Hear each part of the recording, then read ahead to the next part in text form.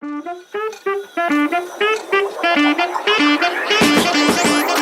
tudo bem com você? Espero que você esteja bem, esteja na santa paz do Senhor. E hoje, mais uma vez nesse vídeo, eu, Rose Gomes, aqui no canal Feminina Gospel, trazendo uma mensagem, um testemunho, uma experiência, algo que eu tenha passado, que tenha me feito crescer e eu vim dividir com você. Quero falar para vocês não levar em consideração os ruídos, tá?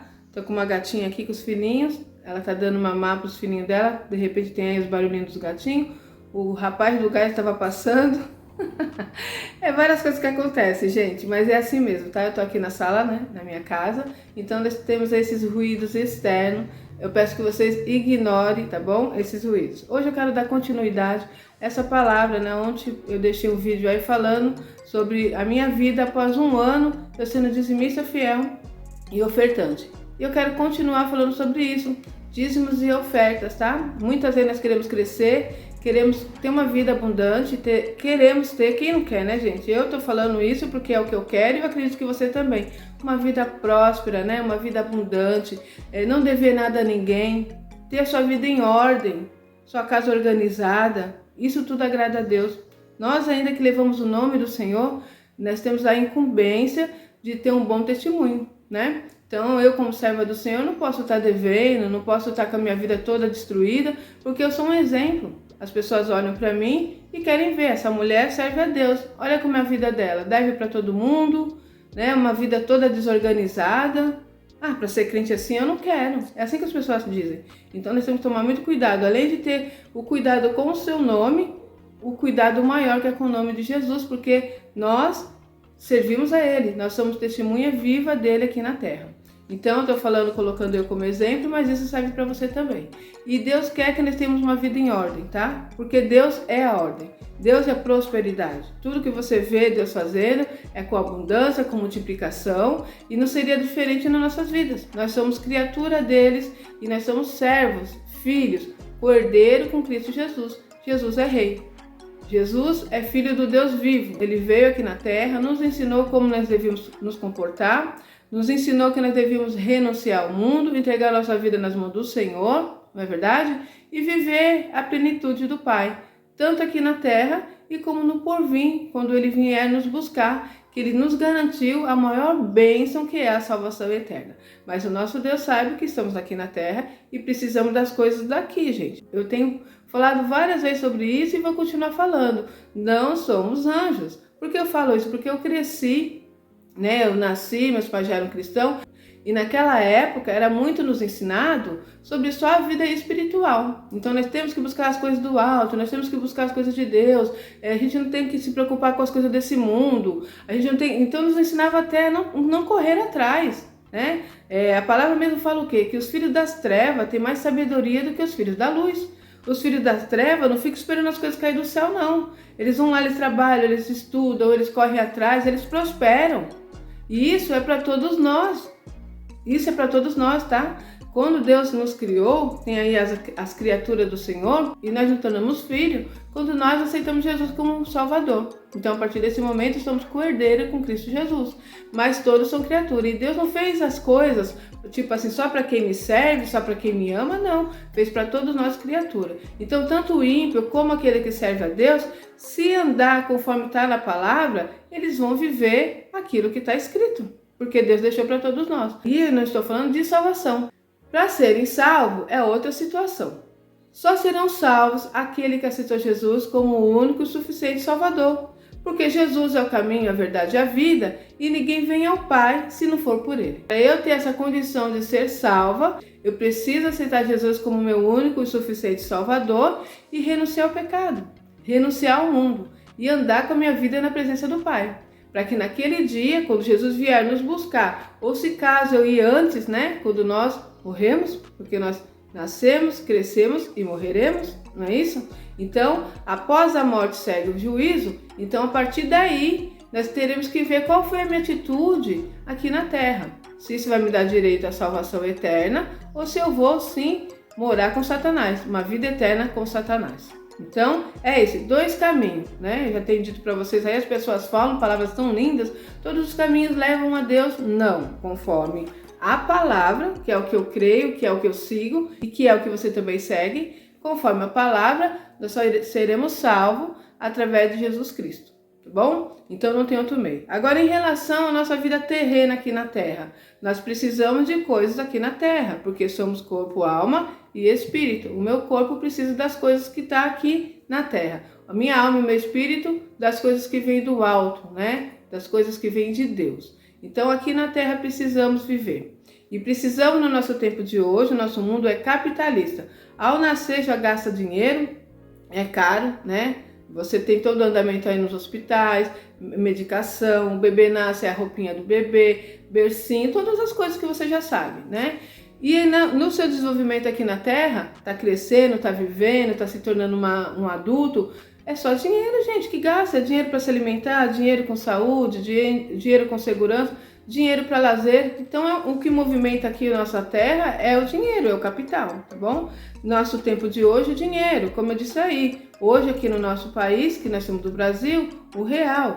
Em outros países, euro, né? Dólar. Agora, indo para a Bíblia, antes de Cristo, naquela época de Cristo, o dinheiro deles eram frutas, alimentos, animais.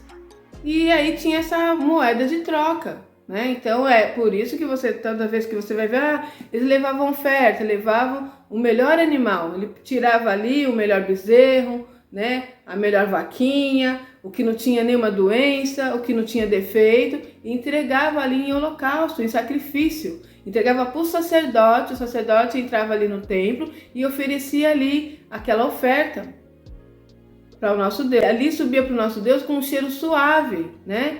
Aquilo era queimado, se tornava uma fumaça que subia como um cheiro agradável às narinas do Senhor. Então era dessa forma. Então, quando você vai ler ali Gênesis, né, Crônicas, você vai ver ali na época de Davi, você vai ver essa situação. E eles tinham também a prata e o ouro, tá? Então eles tinham muito isso. E o povo de Israel, quando sai ali do Egito, você nota que Deus fala para eles, fala para que eles te dê uma oferta, entregue aí coisas materiais, frutas, animais, e assim eles fizeram. Então o povo do Egito já sai próspero. Tanto que tem um determinado momento ali que eles fazem um bezerro de ouro, ou seja, aquele povo tinha ouro. Então era um povo abundante, um povo próspero, tá? E aí depois vem nos ensinando que isso é pecado, né? Que a gente não tem que crescer financeiramente, né? Não temos que nos preocupar com isso, como se nós fôssemos anjo, que precisasse somente das coisas espirituais. Gente, o espiritual é o principal. A palavra do Senhor está aí, gente. Eu tenho falado várias vezes, está na palavra. O que eu estou ensinando para vocês é o que eu tenho aprendido. Buscar primeiro o reino dos céus, a justiça, e as demais coisas serão acrescentadas. Em primeiro lugar, o reino dos céus. Mas as demais coisas são necessárias para nós vivermos aqui na terra. Então é importante isso. Agora, vamos para o outro lado. Eu quero crescer financeiramente. O que eu tenho que fazer no que cabe a mim? Eu tenho que ler bons livros, eu tenho que estudar, eu tenho que me preparar. Eu tenho que ver o que eu mais gosto, né? O que eu quero me tornar. Eu quero ser uma professora, uma engenheira, eu quero ser um médico. Eu quero ser um pedreiro, eu quero ser uma faxineira, depende do que você está procurando, do que está nas tuas mãos hoje, mas eu vou fazer o meu melhor, eu vou me preparar, até mesmo sendo uma faxineira, porque às vezes pensamos, não, é um emprego secundário, tem que ser de qualquer jeito, não, a melhor faxineira. Tudo que nós fazemos como servo do Senhor é o melhor, nós temos que fazer com dedicação, nós temos que fazer com amor, e aí isso abre portas no mundo espiritual para que haja prosperidade em nossas vidas. Então, quando eu faço as coisas de má vontade, reclamando, maldizendo, eu só trago coisas ruins para mim, só trago maldições, entende? Estou trabalhando como faxineira e estou reclamando, eu tenho que ir lá naquele trabalho, eu não aguento mais fazer isso, vou fazer de qualquer jeito, eu não gosto disso, eu queria ser isso, mas eu estou aqui nesse momento, então eu vou fazer o meu pior. E observe o que vai acontecer. Você vai atrair coisas ruins para você. Não é verdade? Então, não importa onde eu estou hoje, tá? Mas o que eu estou fazendo hoje é o melhor para o meu Deus e o melhor para aqueles que estão me cercando, aqueles que fazem parte da minha vida. Eu estou cuidando da minha casa, eu sou dona de casa, vou fazer o melhor para dentro do meu lar. Vou fazer o melhor alimento, vou deixar minha casa limpa, organizada, porque eu amo aqueles que estão comigo, quero ter um lar abençoado e isso abre portas para as coisas de Deus. isso abre porta para que o Espírito de Deus reine, porque o Espírito de Deus reina num coração aberto, num lugar limpo, num lugar agradável. Então nós temos que fazer para Ele o melhor. Então, independente da situação que você esteja hoje. Aí eu penso assim, eu quero crescer, eu quero prosperar. Agora, se você está aí do outro lado e não pensa nisso, tá tudo bem. Nós somos livres, tá? O Senhor quer que nós sejamos livres. Essa liberdade quem nos deu foi o Senhor. Nós temos o livre-arbítrio. Então, tanto eu posso viver com uma vida miserável, com muita dificuldade, me basear naquilo que me ensinaram, porque Jesus também sofreu, porque Jesus nasceu numa manjedoura. E isso acontece por quê? Porque você ainda não leu a palavra, porque você não conhece o contexto da história. Jesus, quando nasceu ali numa manjedoura, não foi porque os pais deles eram pobres, muito pelo contrário. O pai de Jesus, né, que era José, e Maria, que foi escolhida para trazer Jesus ao mundo, a mãe, o pai de Jesus, ele era um empresário. Ele era um carpinteiro da época, empresário, tá? Ele tinha boas condições. Então, ele não nasceu ali, os pais eram tão pobres que eles não tiveram dinheiro para se hospedar. Não é isso a história, por isso que nós temos que ler. Por que eu estou falando isso? Porque eu cresci ouvindo essa história. Que Jesus era pobrezinho, que quando ele nasceu numa manjedoura. Eu vi aquela figura de Jesus ali, né? Eu vou colocar aqui, ó. Os magos chegaram, então essa parte nem falava. Porque tem essa segunda parte dessa história, que os magos chegaram e levaram oferta para o Senhor Jesus. Levou ouro, levaram mirras, produtos de valor para entregar como oferta.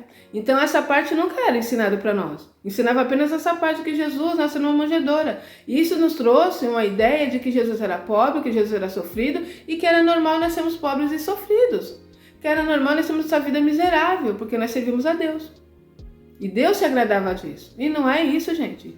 Deus quer que nós cresçamos. Quem quer que você seja miserável, quem quer que você viva uma vida escassa, é Satanás. Eu já disse para vocês aí em outros vídeos. Uma mulher e um homem de Deus próspero faz um estrago no inferno. E Satanás sabe disso. Você sendo próspero, você tem uma vida abençoada. Você proporciona uma vida digna para os seus filhos, para a sua família. Você pode trabalhar o ano todo, separar aí um final do ano para viajar com os seus. Isso é muito bom, faz bem para nossa mente. Porque hoje em dia tem tantas pessoas passando por dificuldades, até emocionais. São pessoas que vivem na dívida, pessoas que vão levando o ano, né, naquela correria. Às vezes desempregadas, às vezes com aluguel atrasado, às vezes faltando algo, o alimento para dar para os seus filhos. Tem coisa pior do que um pai e uma mãe ver um filho te pedir algo e você não poder dar? E aí você faz parte, às vezes, de uma igreja, que a igreja também ensina isso. Traz a sua oferta. Lembra que eu era ensinado dessa forma? Traz a sua oferta. Nem que for uma moedinha de R$1. Então, nós dávamos pouquinho e recebíamos pouquinho. Ou às vezes nem dávamos.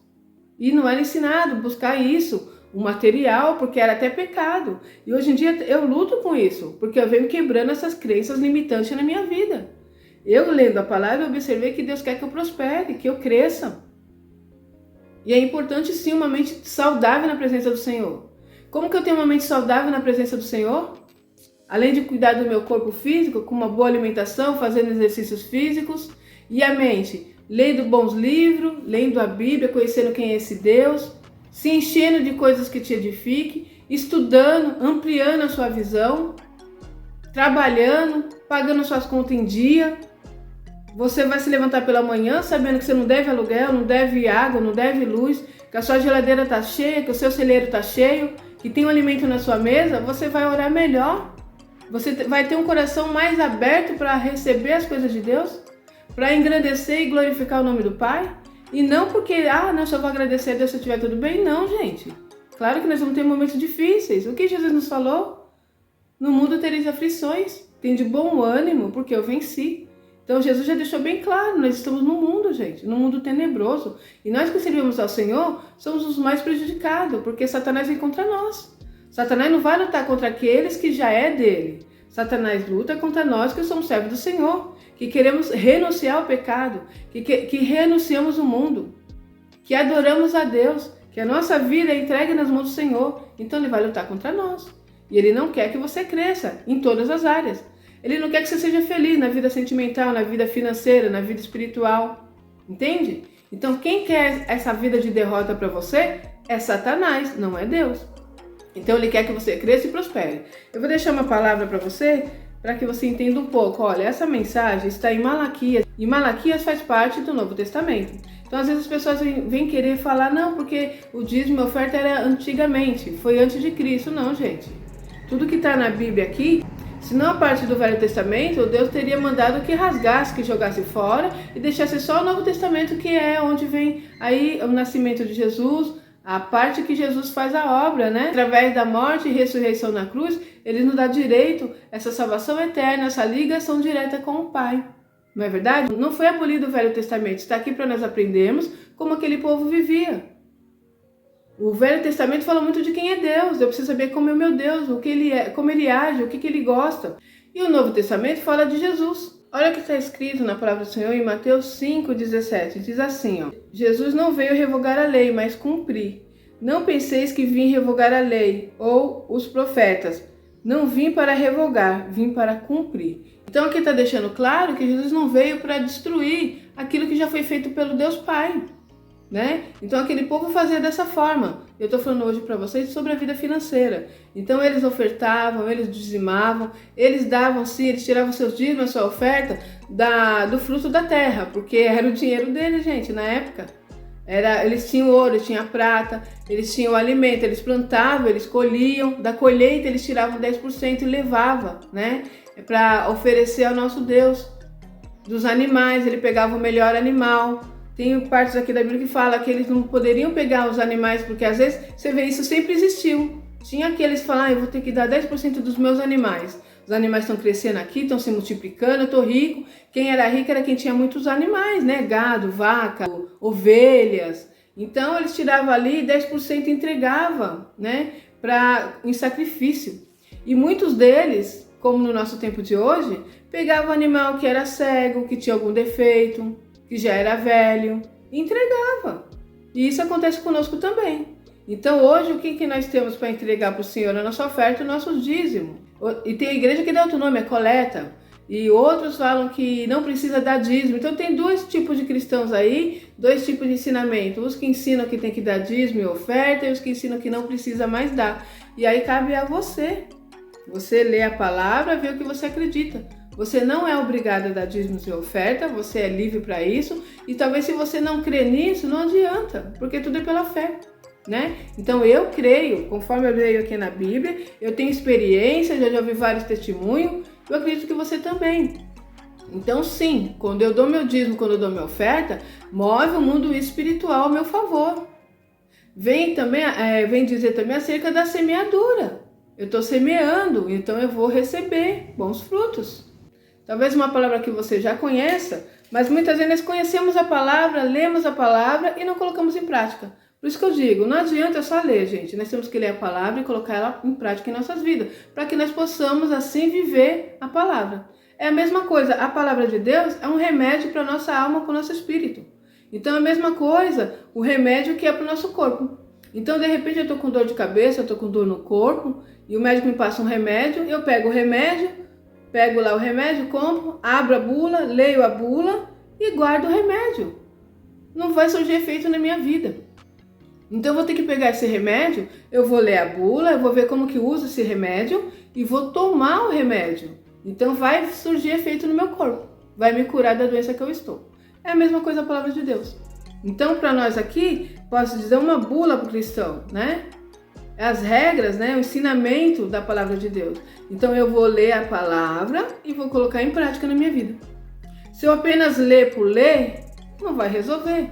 Se eu abrir a palavra, como muitos fazem, no Salmo 91, onde diz ali, né, sobre Deus nos guardar, acerca de coisas terríveis, Salmo 91, e aí você abre pensando que ela aberta vai me trazer uma proteção, a Bíblia aberta vai me trazer uma proteção. Não, viver a palavra, colocar em prática, que eu vou viver a proteção, que eu vou ver os milagres, que eu vou ver as promessas. Então, para isso que você lê a palavra e coloca ela em prática, tá bom? Vamos ler o que está escrito. Tá, em Malaquias 3 diz assim: trazei todos os dízimos à casa do tesouro, para que haja mantimento na minha casa, e provai-me nisto, diz o Senhor dos Exércitos, se eu não vos abrir a janela do céu e não derramar sobre vós bênção sem medida, por vossa causa repreendei o devorador, para que não vos consuma o fruto da terra, e a vossa vide no campo não será estéril. diz o Senhor dos Exércitos. Então tá aqui uma palavra nos ensinando, né? Ah, mas essa palavra aqui foi para o povo de Israel, foi para aquele povo daquela época. Gente, a palavra do Senhor está aqui para que nós possamos colocar em prática nas nossas vidas. Essa palavra foi direcionada àquele povo, mas é um exemplo para nós. Então eu tenho que analisar.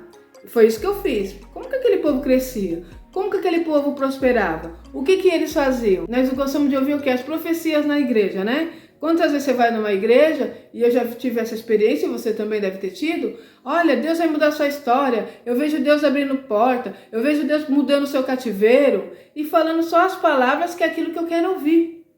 Mas para que eu viva essa profecia, e para que isso seja real na minha vida, tem as condições. Então, muitas vezes, quando eu vou mudar seu cativeiro, eu vou mudar sua história, se você renunciar ao mundo, se você andar na presença do Pai, se você confiar em Deus, tem toda uma condição. E aí nós nos apegamos somente na promessa. Deus falou que vai mudar minha história, vai me prosperar, Deus falou que eu vou crescer.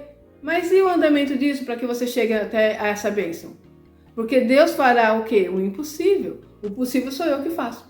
Então, quando Deus nos dá uma promessa, tem a minha parte que eu tenho que fazer para receber minha promessa. Quando Deus fez uma promessa para o povo de Israel, a promessa inicial é que eles entrariam lá na Terra Prometida dentro de 40 dias.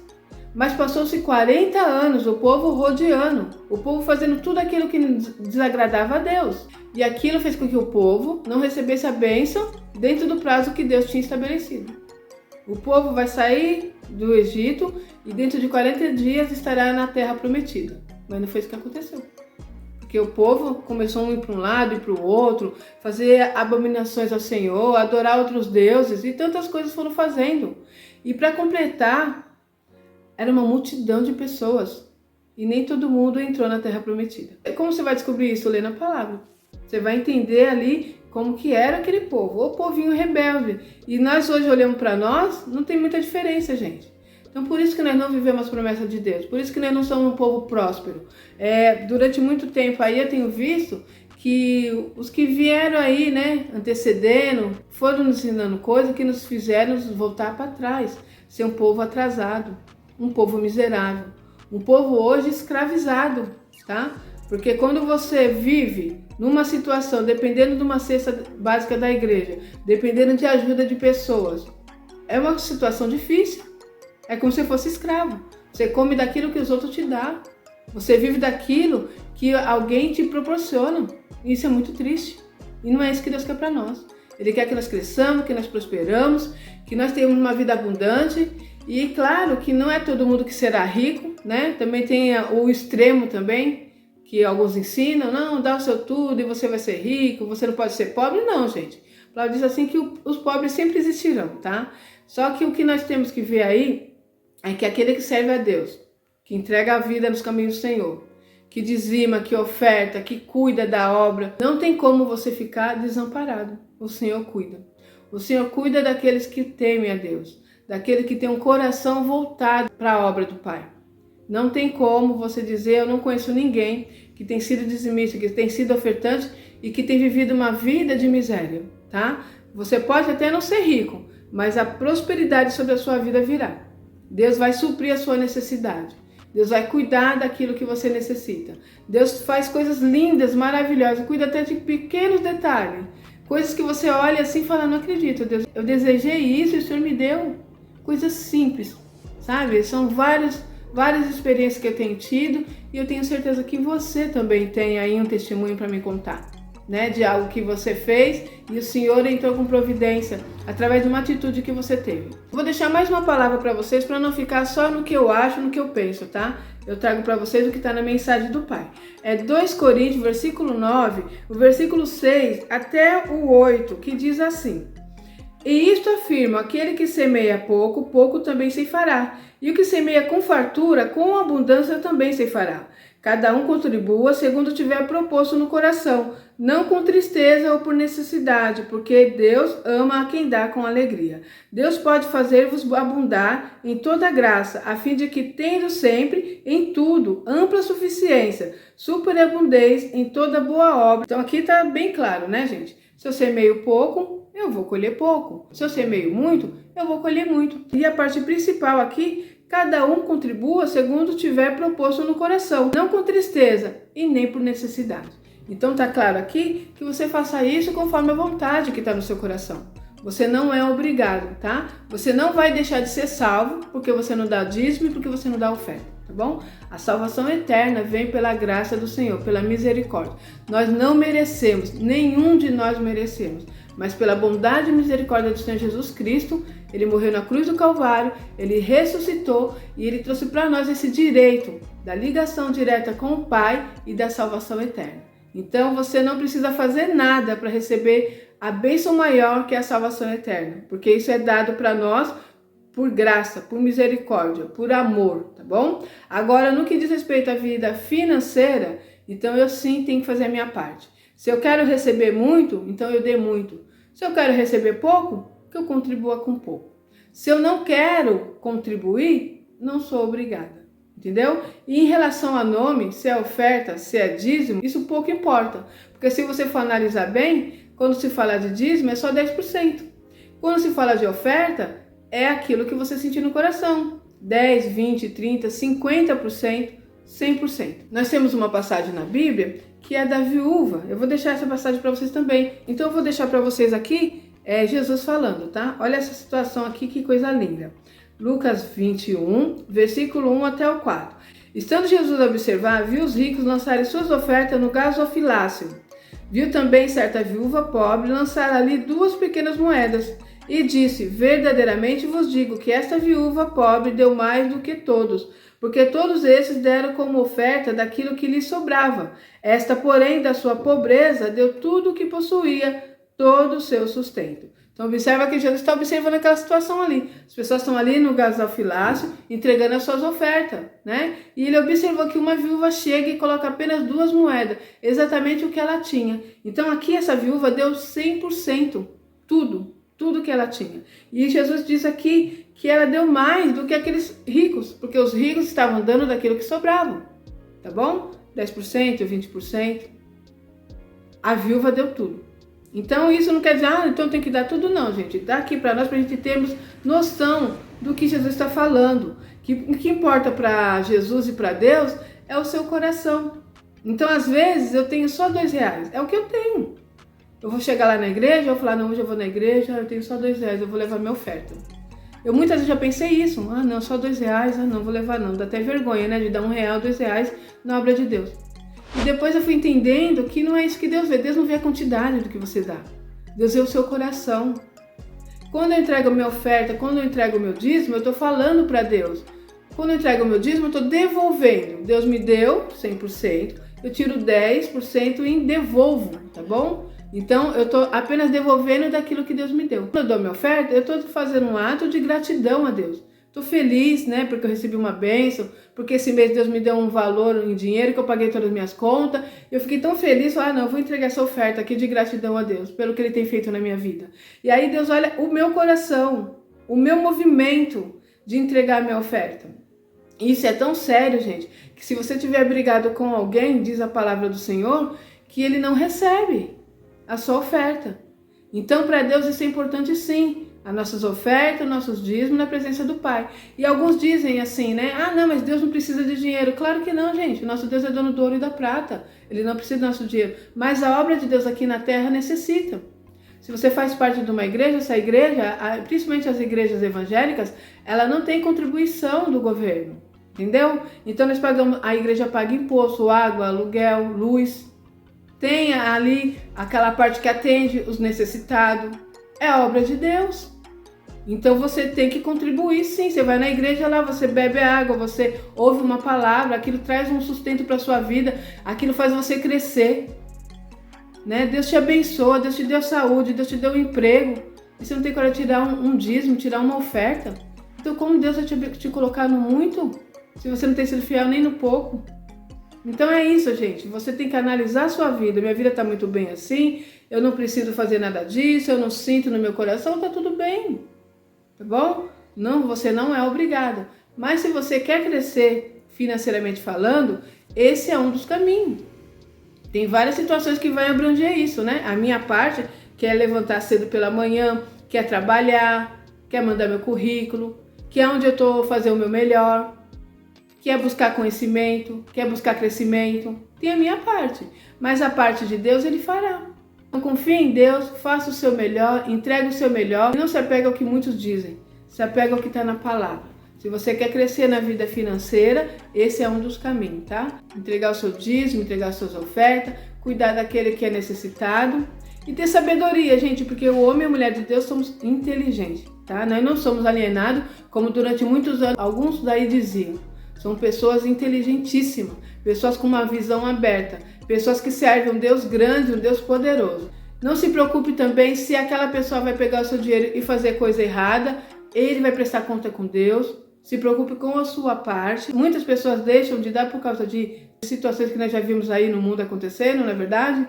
Pessoas, homens maus, que usufruem, né, daquilo que é para a obra do Senhor. Isso acontece, gente, tanto no nosso tempo como aconteceu no tempo de Jesus, no tempo antes de Cristo. Pessoas, nós somos pessoas e é complicado, seres humanos. Tem os bons e tem os maus. Tem o joio e tem o trigo. Então não se apegue a isso. Que você viva as promessas do Pai, que você cresça, que você prospere, que você tenha tanto em abundância dentro da tua casa, que os seus celeiros sejam cheios, que você tenha tanto que você possa transbordar na vida daqueles que precisam, tá bom? Que o Espírito Santo de Deus fale melhor ao seu coração. Eu vou ficar por aqui e até o próximo vídeo, se Deus quiser.